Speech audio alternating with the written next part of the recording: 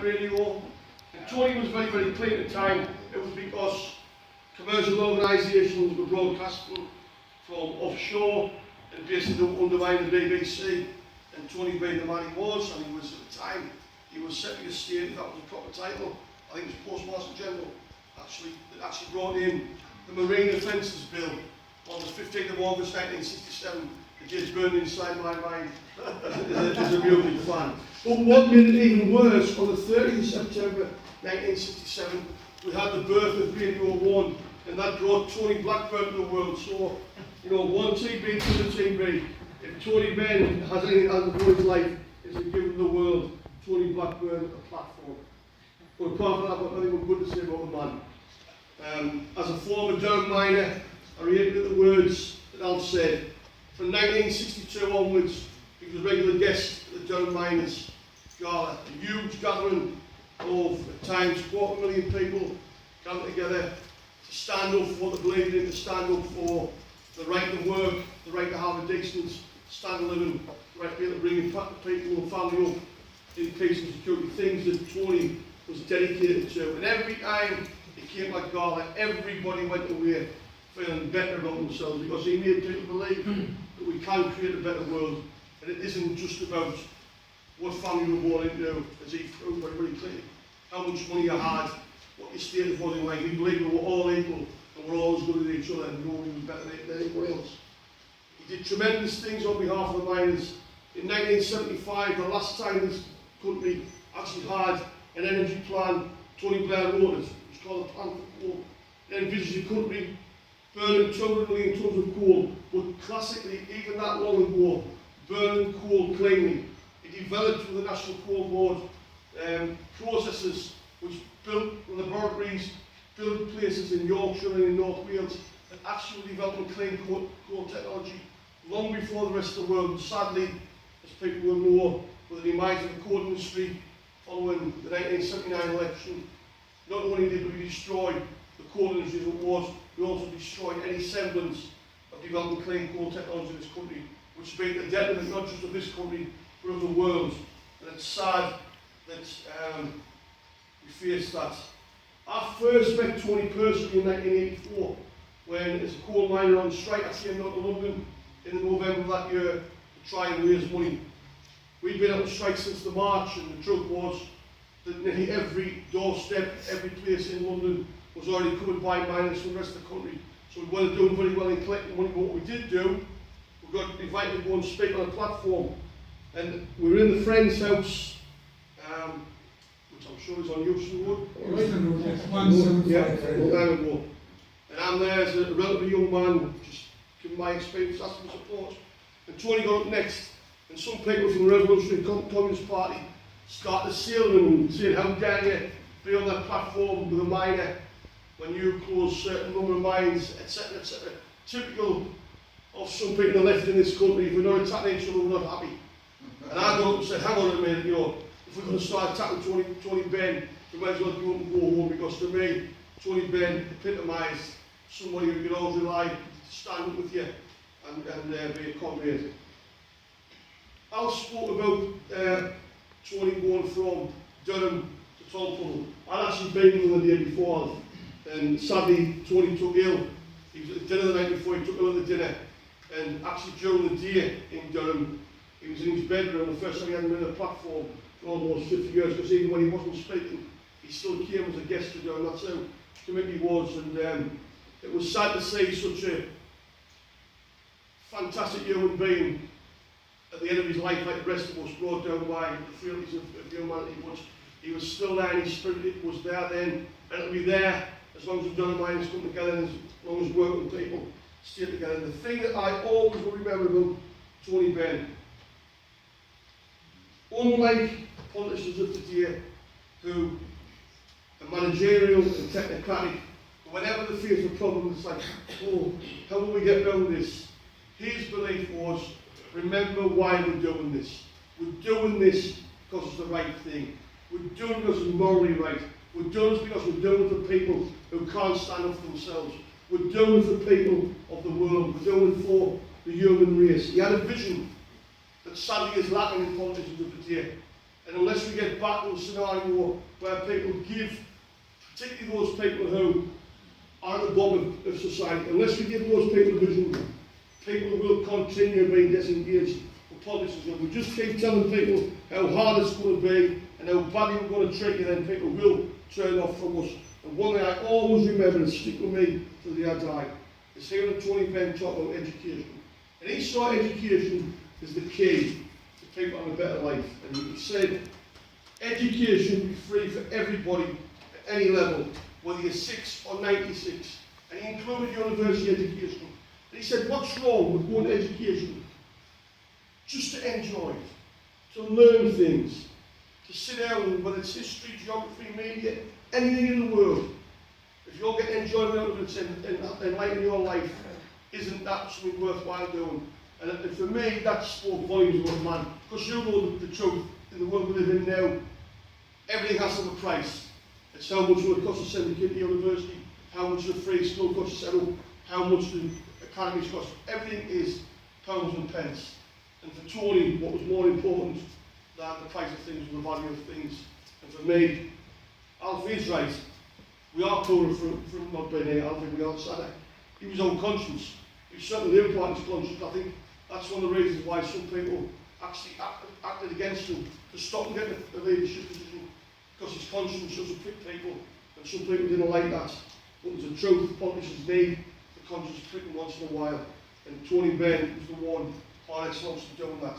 So I'm delighted to stand here tonight. It was a sad time. Last March we lost Tony, we lost Bob Crow, another great trade union leader, sadly 30 years younger than Tony. And then for my part of the world, we lost a great comrade called Stan Pearson, who most people won't have heard of. He was a man about the same age as Tony. He was the youngest man in his colliery in 1947, when the day that the mines were nationalised. And he got the job and put the flag on top of the gold mine and said, this still belongs to people. And it's people like that that Tony Benn devoted his life to, when he could have lived the life of a landed gentry and not cared about anybody. He could have wandered off and come in here and put his urban on every once in a while and claim his money and done nothing. He turned his back on that. But he did it for people who haven't got the power to stand up for himself. A hero in every sense of the word. I will call him Tony Benn. Thank you.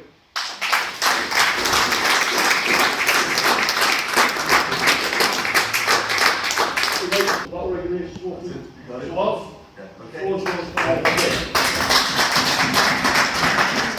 So, thanks very much indeed for arranging this.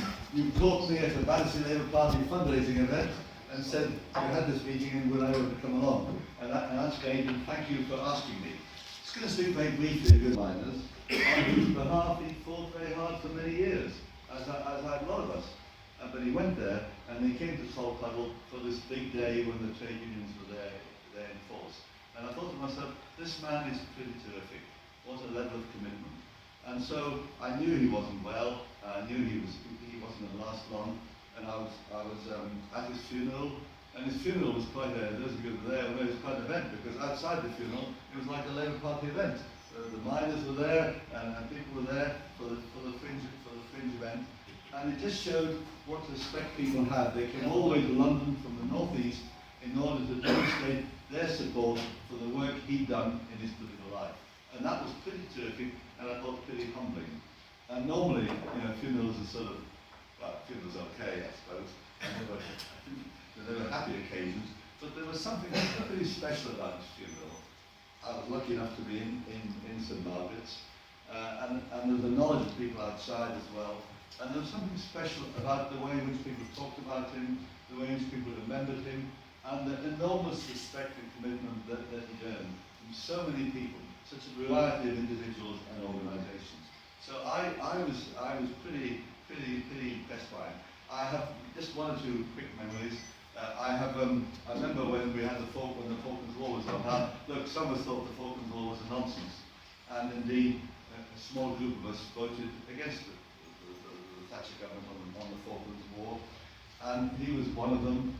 And I remember we used to sit and chat about these things and talk about what it meant and what we could do. So I have many memories of Tony, but he was a very inspiring figure, and without him the Labour movement is a poor place.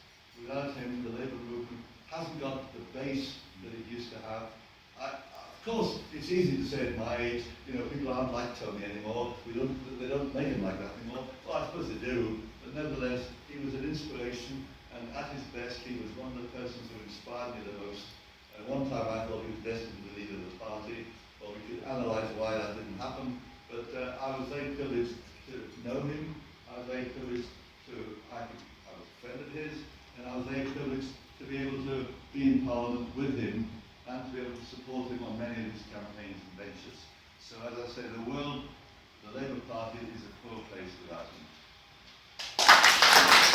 Always welcome the people at the end to comment or ask questions from the speakers. But I want to welcome everybody from Third World Solidarity. Dr. Victoria Goddard is sitting at the end, Saundra Satterlee, Kefale is sitting here. And can I ask everybody who is around here to give their emails to Kefale, who is standing at the end, that we can keep in touch with you in future events. And next, I think Wednesday, we have a very important meeting in room 10, which we will be discussing human rights in Ethiopia. And you are most welcome to join us at 6 o'clock in room 10. But Kefale, you take the details from everybody. Now I want to invite a very different sort of person. We have heard from people who have met Tony many times, but maybe he has met once or twice. He was High Commissioner, I think longest serving High Commissioner in Britain, and he worked with many parliamentarians in UK, particularly from Labour Party when he got passed a resolution in Brighton conference, and I hope you both were there to support him on Kashmir by the Labour Party. Robert Cook was it was Gerald Kaufman who was the Shadow Secretary of State for Foreign Affairs under Neil Kinnock. And it was Tony Blair by then, I think. Tony Blair was it. Yeah, and he got it passed, and he worked very closely with the Labour Party, including Tony Benn. Can I ask His Excellency Wajid Shamsul Hasan? Thank you very much, Pasha. Briefly. Thank you. Distinguished ladies and gentlemen, it is indeed a pleasure for me to be here with you this evening to remember great Tony Benn. As a matter of fact, when I was appointed High Commissioner by Benazir Bhutto, the second time Prime Minister of Pakistan, and usually those normal briefings that ambassadors get, I went to her, and she gave me some names, and on top of those names was Tony Benn's name. He said, you must meet him, since you are inclined towards socialism, and the best person to teach you socialism. Well, that is what I did when I came here. One of my first meetings was with Tony Benn, and lasted long. We had lunch together. And he was such a fatherly figure and such an inspiring person that I have not found anybody second to him, anybody as good as him, or anybody who was as knowledgeable as him. Although I had the pleasure of knowing Robert Cook was also an excellent person, and I would say one of the finest foreign ministers, foreign secretaries that the UK had in the recent past. Then others also, Danny Thatcher, he was also our minister, he was also very good. But Tony Benn was the person who was always there to guide us. I was an outsider, I was not from foreign service like this young man here is. I was a journalist all my life. And as a journalist, I think Tony Benn took interest in me as well because he has been journalist and certainly in writing, and I've been very fond of listening to him while driving. I used to drive to various places, up country, here and there because I have a very huge diaspora. And I used to have his cassettes in my car and listen to them, and they used to be so entertaining and enthralling and educative. Well, people like him are not born every day, probably in centuries.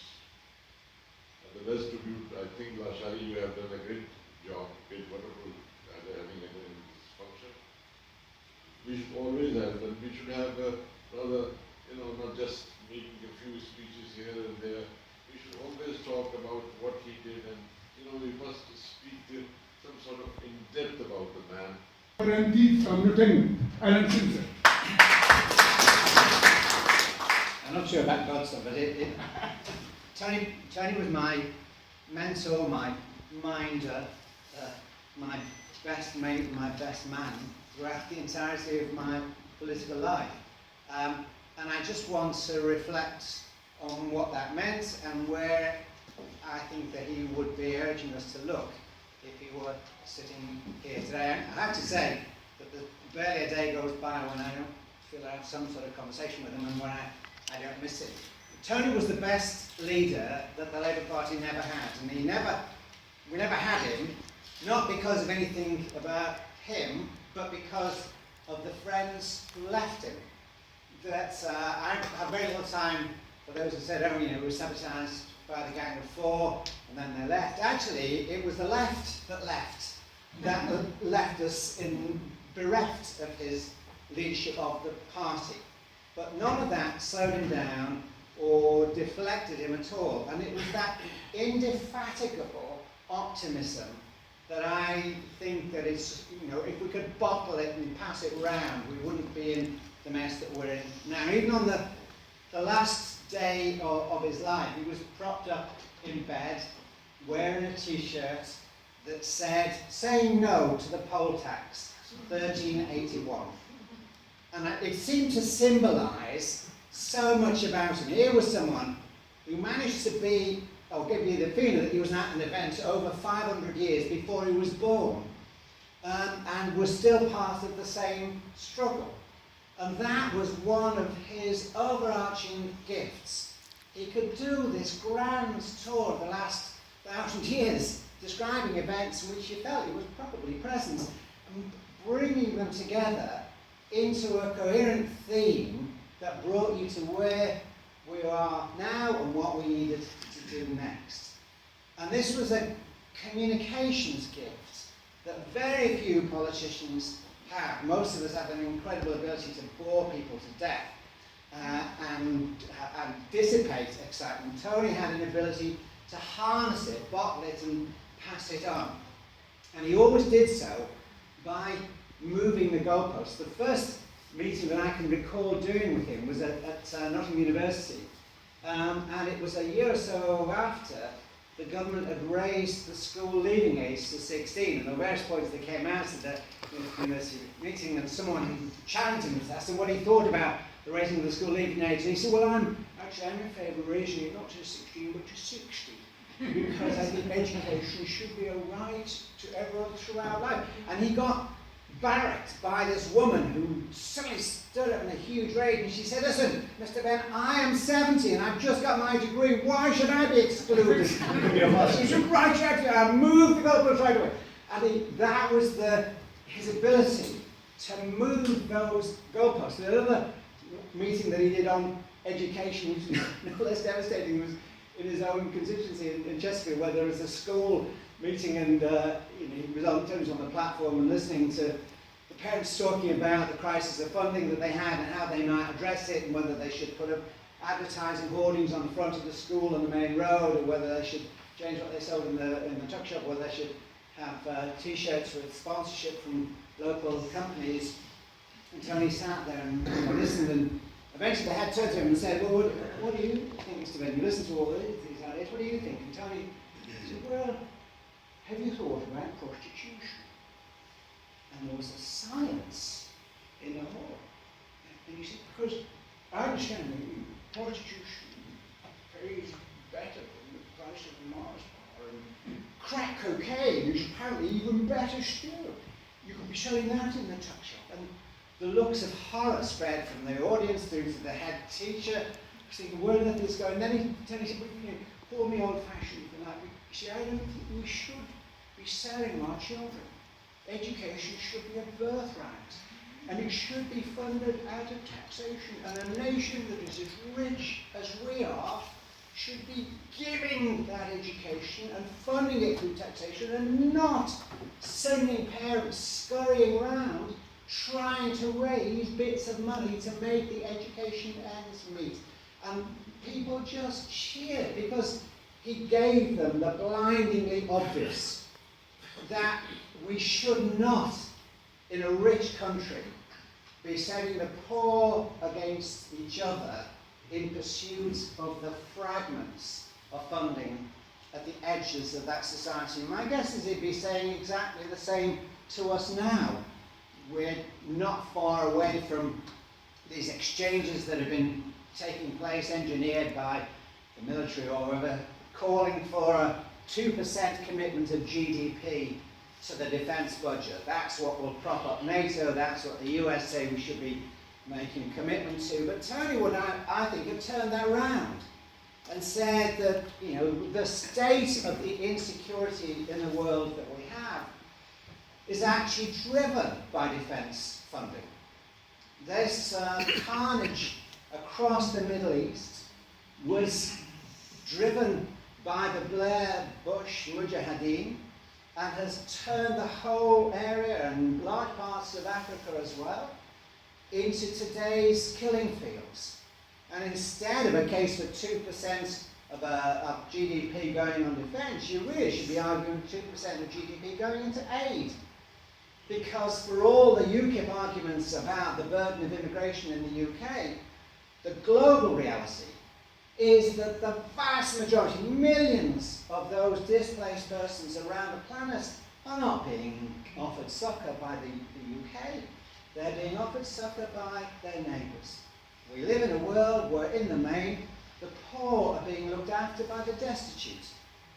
And that we need to, if we want to tackle that, it is food and aid and education and security that will bring about stability and a degree of our own collective ability to live on a very fragile, increasingly fragile planet. Now, some of the things that Tony would do as a friend in here, he would often come in and carry a little polythene bag. It didn't matter which shop it was from, but he was clearly he was struggling, and he'd often call me and he'd say, "Have you got a few moments?" And I'd say, "Yeah, sure, of course I have. Whatever, what do you want? What do we need to talk about?" So, "Just have a little project." And we'd go off to some tucked away part of the Palace of Westminster, and Tony would open this polythene bag and bring out a Black & Decker drill and a set of drills and screws.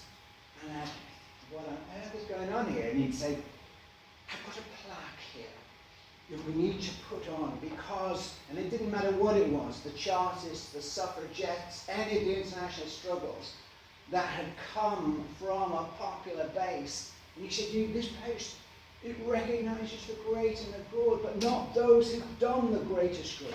And I'm getting a bit too weak in the arm, so if I hold the plaque, could you do the drilling?" So we'd be tucked away, and I'd be thinking at some point the police or the security people are going to come in as we drill these holes in the wall, and then hurriedly put up a plaque. And then 3 or 4 days later, there'd be a note from the sergeant at arms up and saying, "Mr. Benn, could you come and just talk about something that's appeared in a wall in a closet here? Could we talk about it?" And Tony would go there, and I would say, "What are we doing?" He'd say, just hear them out.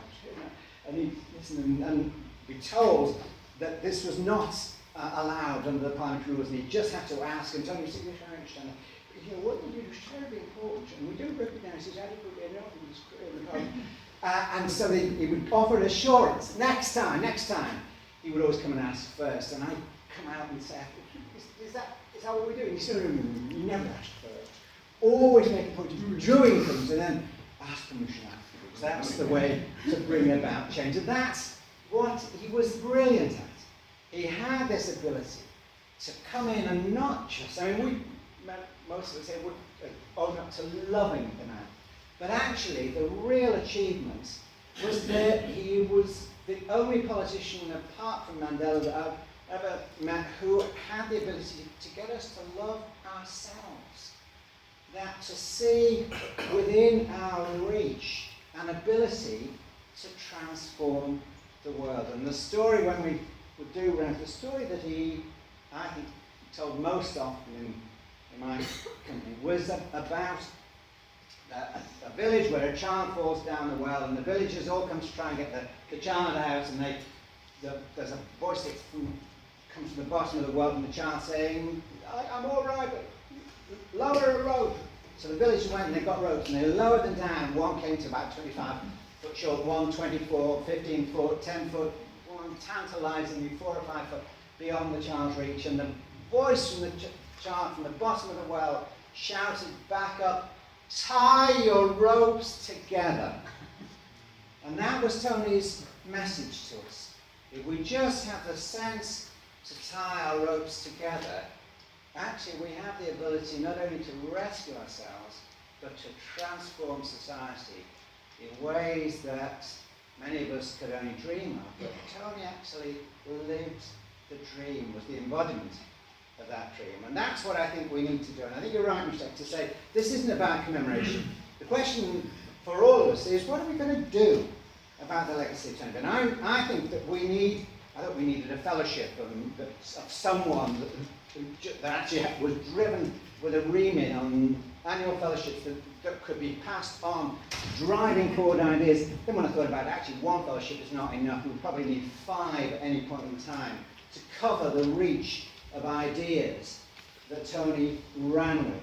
And that's, I think, what he wants us to do now, to carry on running with those ideas, turning them into realities. Because if we do, I think that that would be the biggest tribute that we could pay to him.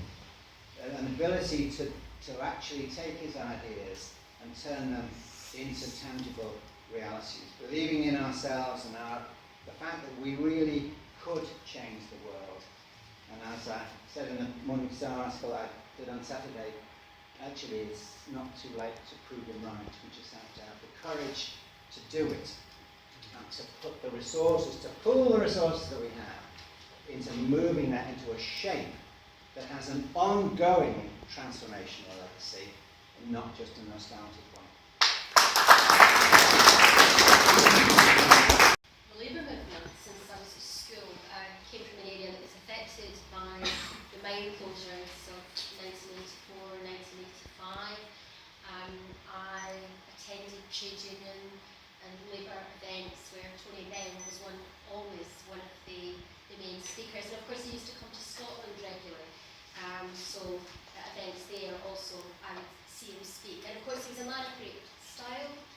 He was a man of great charisma, but he was also a man that spoke a language that really almost everybody could relate to. And I think that was his power. He put very complex and difficult ideas into simple language, and he inspired.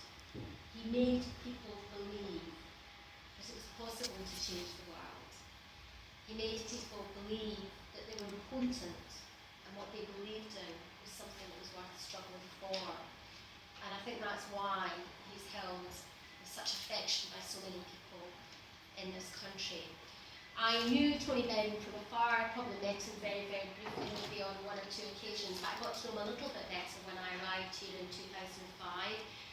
He was no longer an MP at that time, as he said, he'd retired to get more involved in politics, but he still attended the campaign group of Labour MPs almost every week at that time.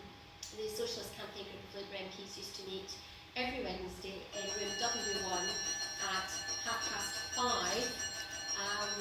And Tony, like the rest of us, would be going to vote on this issue, which is an issue that I understand I'm here involved in, and John McDonald's trying to talk out, so I'm kind of obliged to go and vote. Tony was very, very involved in the discussions at that time about what the Labour government was doing, what the Labour government should do, and what Labour MPs should do in this place. And it was a massive pleasure to sit there with him that hour every week to hear what he had to say. And Alan Simpson was also one of the people who was always in the room. So he's somebody that I remember with a massive amount of affection. I'm going to have to sort of draw my remarks to a close to go and vote. I don't think Tony would mind at all. But it's a pleasure that I've had this opportunity just to say a few words to him today. Thank you very much. Thank you very much. I hope Kate and Dave will join us later on. There's chances are, though. Oh, that's wonderful. So you are here for some time. Yes.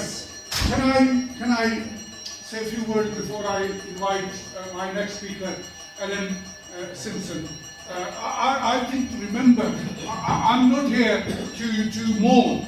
I'm here to celebrate the life of Tony Benn, because the things he did in his life are very few people in this world who have done that. So I think let's celebrate his life, not mourn about his life, and continue with work he was doing. I think the best way to celebrate these people. And on my right, somebody sitting who was very close, friend of Ikram Khan. And we know that Bhutto was hanged 40 years almost ago in 1979. But his legacy continued. And today in Pakistan, the second largest party or the first largest party, he will speak later on to tell us about it, is the Pakistan People's Party, which was left by Bhutto. So the best thing to remember, the great people, the visionary people, the people who want to change this world, is to continue with their philosophy, their commitment, and their things they have started to do. I met Tony Benn in 1981 when I came to this country as a political refugee fighting against a manic Ziaul Haq. I think we are facing his fruits even today in the world we live in. The things he started, and I know Saundra Satterlee has visited me Pakistan many times to see personally how things have changed from a liberal, progressive Pakistan to an extremist Pakistan. But now things are changing, and I hope they will change soon, that we live in a peaceful world. But I came here as a refugee, as a trade unionist from Pakistan. I went to Tony Benn to support him in presenting the case of Pakistan International Airline trade union, which was banned by Ziaul Haq in 1981. And I went to him to support me, and he said, Mushtaq, I will support you in ILO, International Labour Organization. I will support you in ITF, International Transport Federation, and he introduced me to that.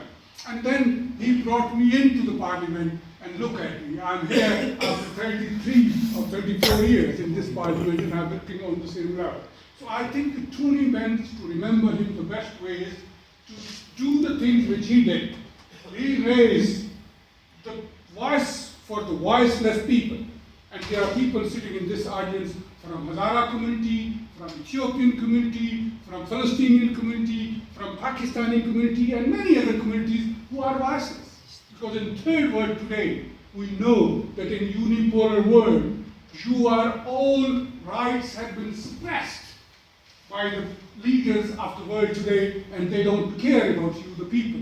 They only care about what their economic and other interests are. So let's carry on that work which Tony Benn left last year on 14th of March, and carry on with it as long as we live, and transfer it to other young people who are sitting here in the audience and on the table, that they can carry on it. I think we live in a very cruel world, and we need to carry on. I think Tony Benn's main thing was to raise the voice of voiceless people, the vulnerable people, wherever they live, whether they live in Pakistan, India, Afghanistan, or in Palestine or Kashmir. He always raised the voices of it. Second thing, he always fought against war. He said the best way to deal with things is dialogue, strengthen the United Nations. He was very great supporter of non-aligned movement, which is non-existent today, but unfortunately the leader of that non-aligned movement have gone. I hope with Simpson and Jeremy Corbyn, other people who are still committed to non-aligned movement, we will have something to do with it. I think he always worked for peace and justice. He was always against war. He said, if we have money to kill people, we must have money to feed the people in the world and make them healthy people. And I think that is the greatest thing in Tony Benn's legacy. We should continue. I think the pictures you are seeing on this screen are in a meeting which Raja Faiz Sultan organized. He is reporting today for Jung and Geo, but he organized in the World Labour Organization. And I give you one small story, and then I will invite Alan.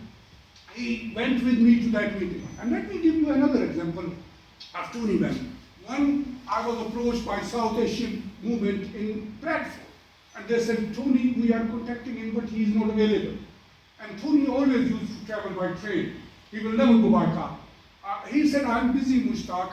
I can't go because I've got a meeting at 10 o'clock. He will wake up at 6 o'clock. He will sleep at 2 o'clock, wake up at 6 o'clock, and I know because I was living about 200 yards from him, and I used to visit him. He will call me at 8 o'clock. Can you wake up at 8 o'clock and come? I said, I'll come, and he will sit there with a cup of tea, without milk. So he will drink the tea without any milk. He was vegetarian as well. So I said, we have to go to Bradford. He said, okay, I've got a meeting at 10 o'clock, so if you come at 12 o'clock, we will go to Bradford. And can you bring me back by midnight. I said, definitely. So I asked my son to drive us to Bradford. He's a young man, so we drove him there, and on the way we had a lot of meetings. Everybody wanted to meet him, whether it is in Nottingham, whether it is in Leeds, wherever. When I told a lot of Pakistanis, and there are few Pakistanis, Steve, come in, your seat is here. Steve Benn is here. So, do you mind, Steve, to come and join Aaron Simpson? Yes. There is a seat for you. So, we traveled from here to Bradford, and then he spoke there, and we came back. It was the best 12 hours I spent with a great man. Steve Benn is the oldest son of Tony Benn, who has joined us. Steve, welcome. So I think on the way back, my son drove a little faster, and he was sitting at the back seat. I was sitting with him, and another man was sitting with us. He drove fast. When we came in front of 12 Holland Park Avenue, where he lived for many, many years, he came out and he shook hands with everybody and looked at my son and he said, was it F1 driver? I'm traveling with him. So he simply criticized him for driving fast, but in a very diplomatic language. And the second thing which he has mentioned about World Labour Organization, let me tell you, he went to that meeting with me, and all the speakers were speaking in Urdu. And he wrote it in his diaries 2001 to 2007. If you pick up the book, you will see Third World Solidarity and myself mentioned many times. And he wrote half page of it. He said, I was sitting in a meeting where the language I couldn't understand, but I was looking at Mushtaq and clapping when he was clapping, laughing when he was laughing. This was the meeting which you were looking at it. And then he said, then I was so lucky that somebody came who spoke in English. And he put his poem, whole poem in that page, and that is You and Me by Mahmood Jamal Mia's son, in which he compared a terrorist and a general human being like you and me. It is on page 78 in his last diaries 2001 to 2007, which was mentioned by Katy Clark and others. Even Dobb, that he left the parliament saying that I want to do more politics. And he did more politics after 50 years as a parliamentarian, from 1951 to 2001, and he retired by his last speech was, I want to do more politics. And he did more politics from 2001 to 2014, because I remember he used to attend at least 200 meetings, public speaking, every year since then. And I used to meet him every year because I'm going to a miners' gala for last 10 years as well. And he was going there for last 67 years, he told me 2 years ago. And I think remembering Tony Benn is the only way to carry on with the commitment and the vision he has left for us, and that is the best way to remember it. Thank you very much. Thank you very much, Mushtaq Sahab, to invite me to attend the first Tony Benn anniversary. I feel honored to say a few words about the Labour Party great parliamentarian Tony Benn. As my very little knowledge, and all of you know that as well, Tony Benn was born in London on 3rd April 1925. Since first time he won by-election on 13 November 1950 to till his death, the age of 88, Tony Benn served the Labour Party principally and passionately. We will never forget the Tony Benn in our British politics. I have my best heart condolence for Tony Benn. Thank you.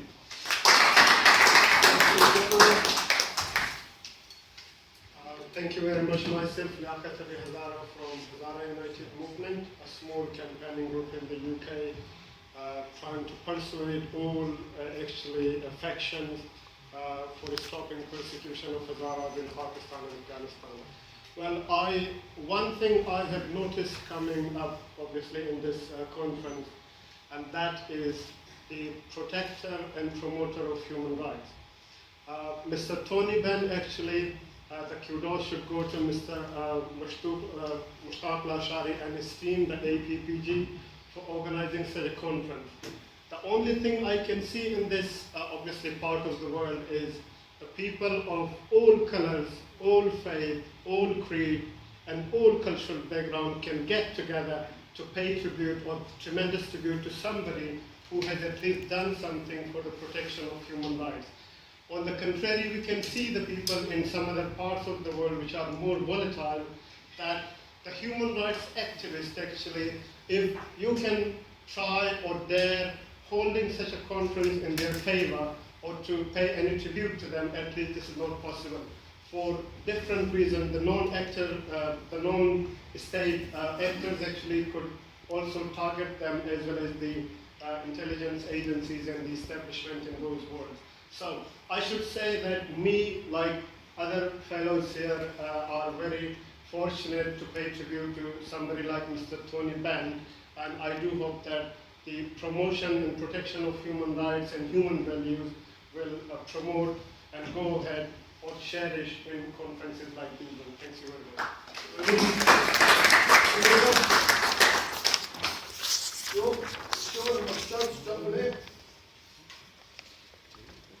Could you write your name and pass it? Gathered here, if I will to Tony Benn, but I will have one question.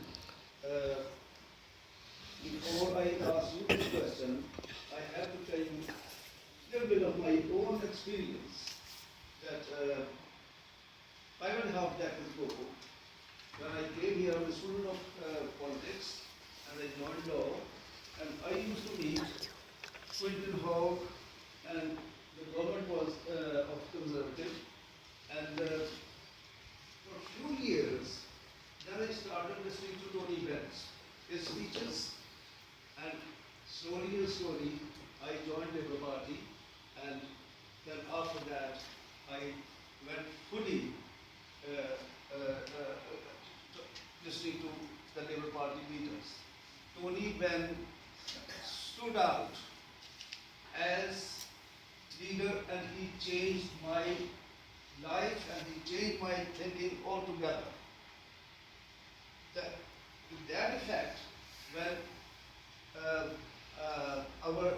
in Pakistan, Zulfikar Bhutto came on the scene, and he became an international figure. While reading the history, I started visiting like Cuba and China and Russia, and their international leaders of the world. Now I ask you this question, that I think Tony Benn stands at which stage in the international level? That is, I always think of that. Where I would like to ask you this question. Where does he stand in the international figures? Who wants to answer? I'm very, very clear. He stands right at the highest level because he believed in nationalism, and he believed in nationalism not for his own personal or political well-being. He believed in it because it was part of his soul. He believed in it as a humanitarian, and as a member of the human race, and he lived his life that way. And he didn't do it for political ability or other reasons. He did it because he passionately believed in the rights of humankind and the needs of humankind, and we do a lot more people like him.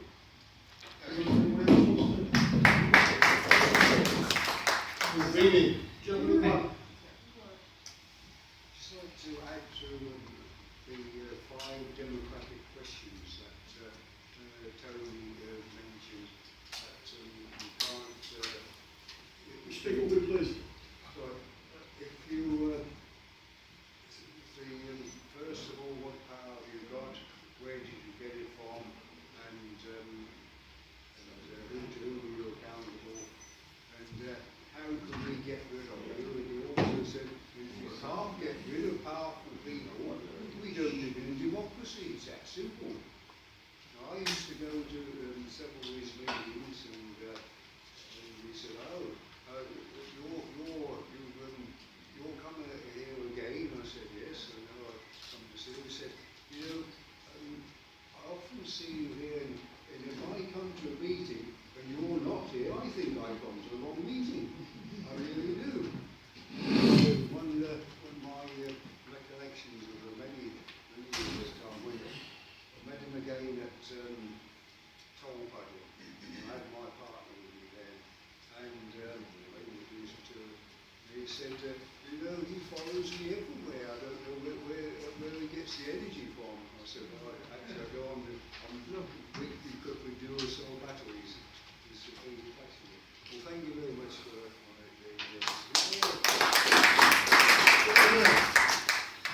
I think there are two kinds of leaders. One, they do the work, and one, they get the applause. So Tony Benn was the one who was actually feeling for the world, and he was doing the work for this solidarity. But Tony Blair was politically successful, and he ruled the military and the world. So in my opinion, Tony Benn is better than Tony Blair. Thank you.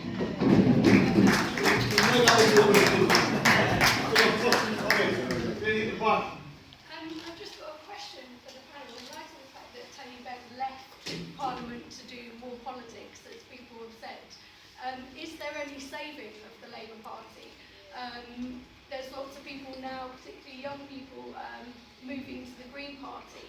I myself, after Iraq and Afghanistan, still could not vote for the Labour Party until those people are in a war crimes tribunal in The Hague. Is there any saving of the Labour Party, or do we move elsewhere? Personal panels of election, I'm probably the wrong one to ask, but I'll ask these gentlemen, I slightly missed response. I also left Parliament to spend more time in politics, but I refused to leave the Labour Party. And Tony and I used to have lots of conversations about precisely this, and Tony said, look, you know, if you strip it to its worst, lowest level, the reality is this: it always upsets them more if you stay than if you go. And that's true. The history of the Labour Party and the Labour movement in this country is often littered with its own tragedies. One of the other things Tony used to say is that almost the problems for Labour is the theological obsession that if two or more are gathered together in my name, it's obviously time for a split. And it's our disunity, our willingness to detach ourselves from each other, that is our enduring source of weakness.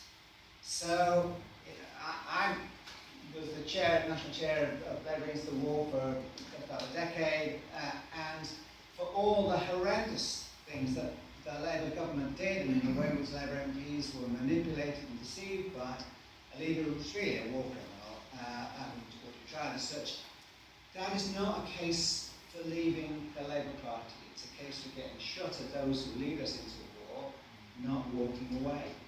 And the reality of British politics is that I would love it if the Greens could transform the Labour Party. They're not going to be decisive players in the formation of the next government. And so I would always say, Labour was at its strongest and most radical when radical movements came into the Labour Party rather than left it. And that they themselves, each of those movements, worked out how to form alliances within the party to change the direction of the party. And that's still my profound belief, and the reason why I refuse to leave. But that doesn't make the Labour Party a desirable entity. It is pitifully unambitious in where we are now. Pitifully. Does it measure up to the challenges that face us in the next decade that will determine our shape of Parliament? No, it does not. But if we're going to construct or reconstruct a party that is fit to make those challenges, you've got to be in the ring peeing out rather than outside peeing. My background is trade unions. I would argue that a lot of my comrades in the trade union movement is not exactly what you did because of some things that happened in the last 20 years. And all we've done is make us wait and let other people who are destroying this country take control. If there'd been a strong left united party that people would get behind, perhaps that would have been great, but surely there isn't. As long as we keep walking away, or some people keep walking away, it just means more chance that other people will be in there. And as I speak all the time, it's the oldest story in the book. You got to organise it, and if you're not part of it, you can't organise it. So if we get people who are MPs, councillors, etc., people in the Labour Party whose views aren't like most of in this room, but we're not in there trying to take them out, and unfortunately they'll keep on coming in. Lady there. Yes, thanks. So,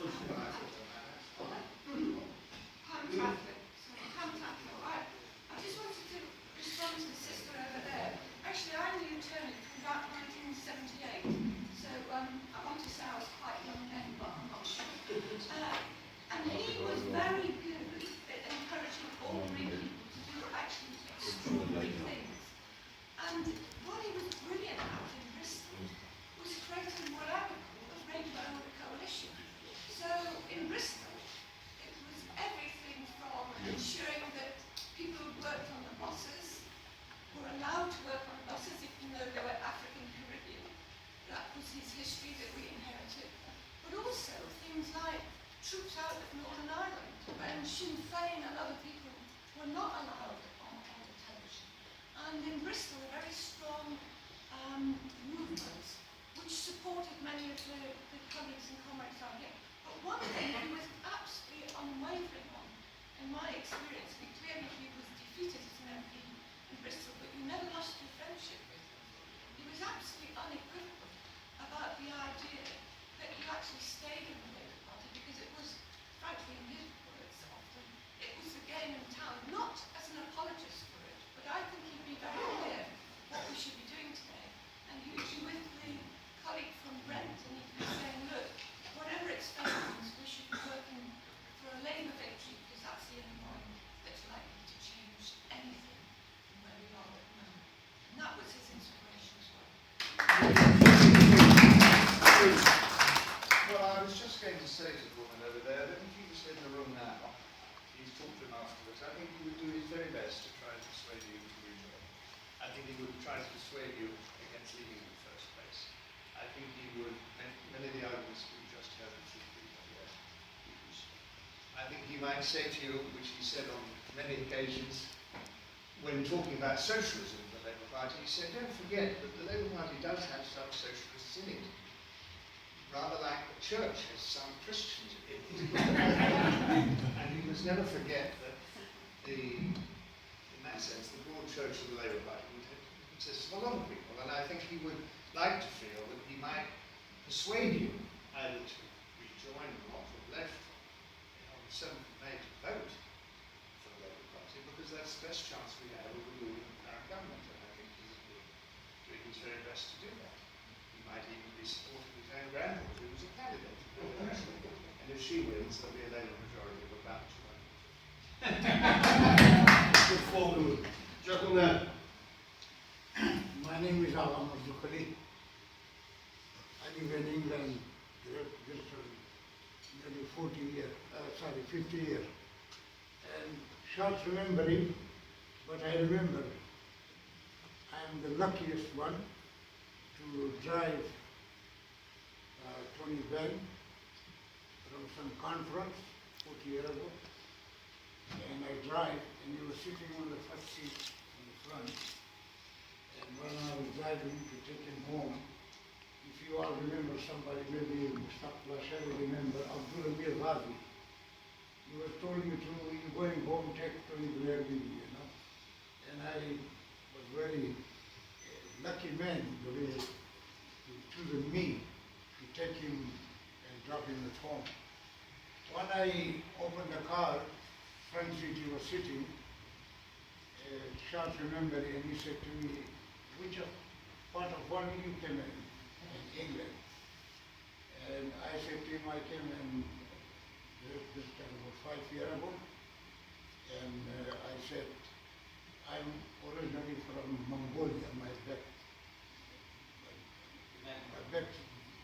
history, I said, from Mongolia. And he was said, from Mongolia, I said, yes. He said, it doesn't look like real Mongolia. I said, no. He was a very great man. And I said, no, I'm the race of Genghis Khan.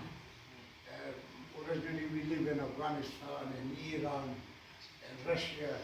So we living on Balochistan and Quetta Balochistan. Quetta, I know is the headquarters was for the British Army on ruling time. Quetta Balochistan. They call it Staff College. If remember, he was so fast, you know. And I said, yes, Staff College is still in Quetta. And he was very happy. He said,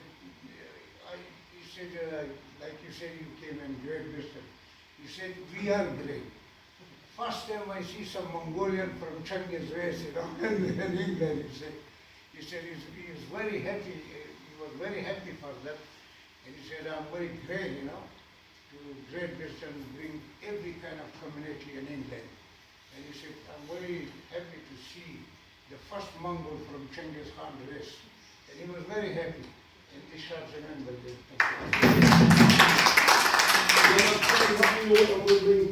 My comrade in the wine league.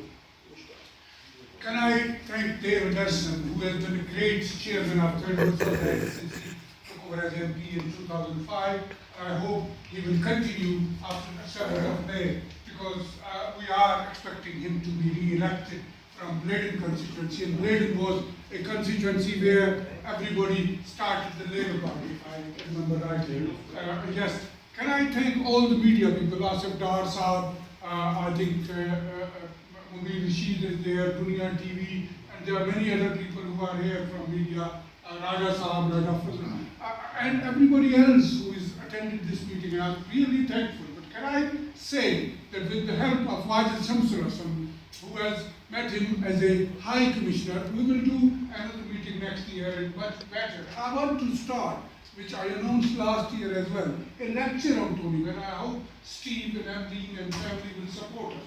We want to do a lecture because I think the best way to remember someone is to invite a person who can give a lecture on them. I know that a lot of people have read and met Tony many times and they will continue as long as they live. But I think remembering somebody and shifting it to the next generation is always, if we start a lecture on the present issue, then we will do it next year on 14th of March. And Alan, thank you for writing a big article in Morning Star day before yesterday, which actually I think some people read and they are in attendance here. I thank everybody, Leslie and these young two ladies are organizing a meeting of Kurdish. Am I right? Kurdish on day after tomorrow in Atlee Suite, and anybody who want to join us, let's meet them. I think you are French speaking, so it's good to have people from France, Ethiopia, from I don't know which part of the world. So thank you, and particularly thank to Mustafa Rabbani, who is representing Pakistan High Commission.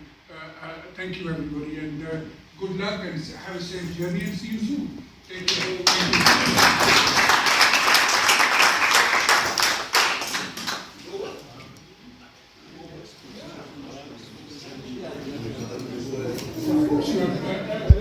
Yeah, I know.